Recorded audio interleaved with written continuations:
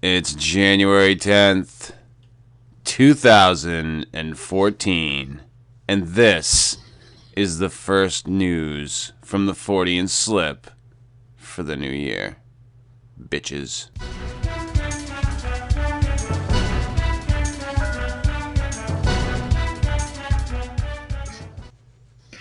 All right, and our first story from livescience.com. Hey, wait, aren't you supposed to be Bob?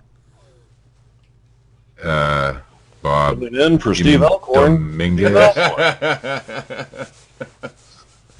From livescience.com. We got a story about Ogopogo, which is Canada's version of the Loch Ness monster. I used to have one of those. Didn't you, like, jump on them?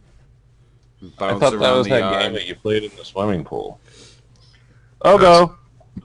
I had the pogo ball. I wasn't cool enough to have a pogo stick.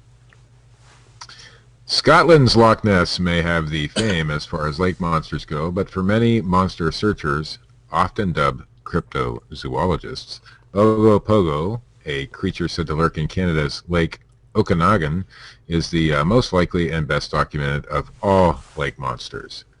For cryptozoologists like John Kirk of the British Columbia Scientific Cryptozoology Club, the catalog of... Any relation to Captain?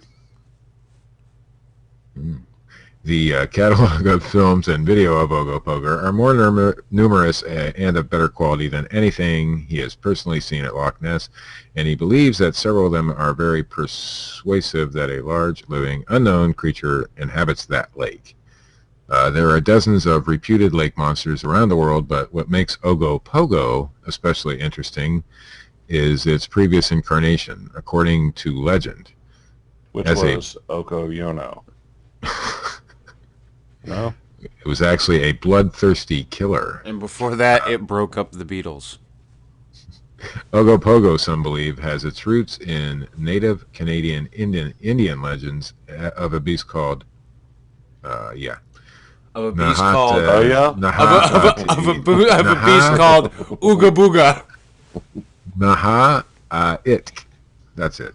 That would demand a live sacrifice from travelers for safe passage across Lake Okanagan. Hundreds of years ago, whenever the Oklahoma Turnpike. Hundreds of years ago, whenever the Indians would venture into the lake, they brought chickens or other small animals to kill and drop them into the water. That would make it difficult to a safe journey.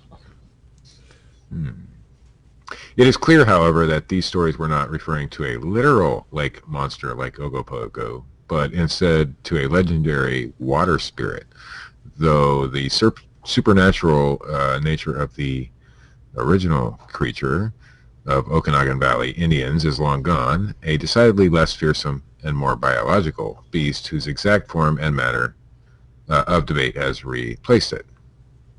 Ogopogo is often described as a dark and multi-humped thing with green, black, brown, or gray skin.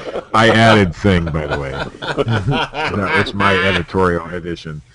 The head is said to look like that of a snake, sheep, horse, seal, or even an alligator. Some eyewitnesses say it has ears or horns, others don't. Many sightings simply describe a featureless log that came alive. That would be Ogopogo. I got a featureless log that comes alive too. The ancient Native American saying, when swimming in Lake Okanagan, your cock gets wet. I like that. Now, everybody's talking about a Bigfoot story in the news lately, and I'm not going to do that one.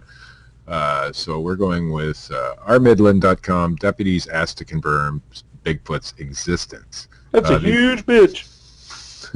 The Midland County Sheriff's Office was asked to confirm the existence of Bigfoot on a Lee Township property on Saturday. A media log entry states that a 52-year-old Lee Township man came to the Midland Law Enforcement Center on Saturday evening with 2 trash bags of evidence and a photo album supporting his belief that one of the creatures is living... And an old Eddie Murphy album, in which he sidetracked on his way to Goodwill, in which he points out Goonie Goo Goo. One of the creatures is living on his West Pine River Road property. He told deputies he's lived on the property for the last 15 years, and since moving there has found rocks moved, tree branches that have been broken, and dead animals that have been unearthed. He also encountered what he first thought was a man in a ghillie suit. He also wakes up surrounded by empty liquor bottles. The man's request has been turned over to the administration. And from Yahoo News, we have a story of time traveling. It says, Back to the Future, time traveling missing on Twitter. Time travelers, if they really exist, seem to be keeping their adventures to themselves. Researchers with perhaps a bit too much time on their hands conducted an extensive internet and social media search for evidence of time travelers going back in history and then bragging about it online. And they came up empty. No real-life Doctor Who or Marty McFly from Back to the Future tweeting secrets a bit early. Spurred by idle chat during a Thursday night poker game, an astrophysicist and his students at Michigan Technological University in Houghton, Michigan, searched for mentions of Pope Francis and Comet Ison before they actually popped into reality, being that Francis was elected Pope last March and Ison was the first detected in September of 2012. The idea was that if someone mentions a Pope Francis in a, say, 2011 tweet, Facebook posts, or blogs, then they must have come back from the future with the special knowledge. But no one posted anything. And last September, the researchers asked people to tweet, "I can change the past too," with a hashtag, but do it before August, a month earlier, and no one did. The disappointing results rejected by 3 physics journals will be presented Tuesday at the American Astronomical Society conference in Washington. And that was that story. A little boring, wasn't it? Yes, it was. Okay. So, this woman, and this is from 9msn.com.au, this woman was arrested for pulling a gun after a fight about space aliens. The ex-wife of an acclaimed author, Cormac McCarthy, has been arrested in what is sure to go down as one of the most bizarre cases of 2014. A fight that Jennifer McCarthy, 48, had with her boyfriend about space aliens became so heated that it led to her pulling a silver handgun on him, which she retrieved from her vagina, reports the Smoking Gun. According to Whoa. Just a silver handgun? Yes, just a silver handgun. It had a little She vibrating typically carried tip. it around in her vagina? Vibrating tip, Matt. Vibrating tip. According to a statement of probable cause, Ms. McCarthy left her house in Santa Fe, New Mexico, after arguing with her 53-year-old boyfriend about space aliens on Saturday morning. They're arguing how she's not relevant anymore. Old Jenny McCarthy. Oh, sorry. When she returned home, she went into the bedroom and came out wearing lingerie and a silver handgun in her vagina. McCarthy then used the gun at... Oh, it gets better. McCarthy then used the gun as a sex toy and asked her boyfriend, who is crazy, you or me? The statement does not record whether he answered that question. The gun went off, and now she has a cloaca.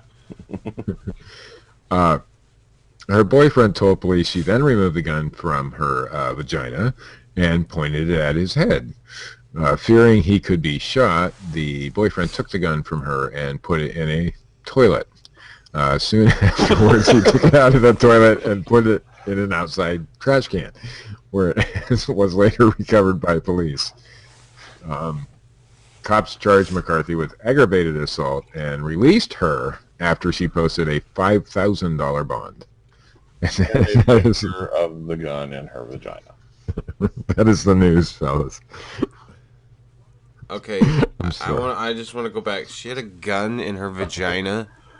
They were arguing about the existence of aliens, So she pulls a gun out of her vagina after masturbating with it, threatens to kill him. He then takes it from her and puts it in a toilet.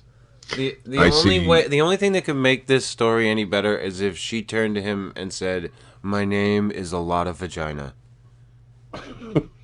I think that's a perfectly logical progression of that scenario.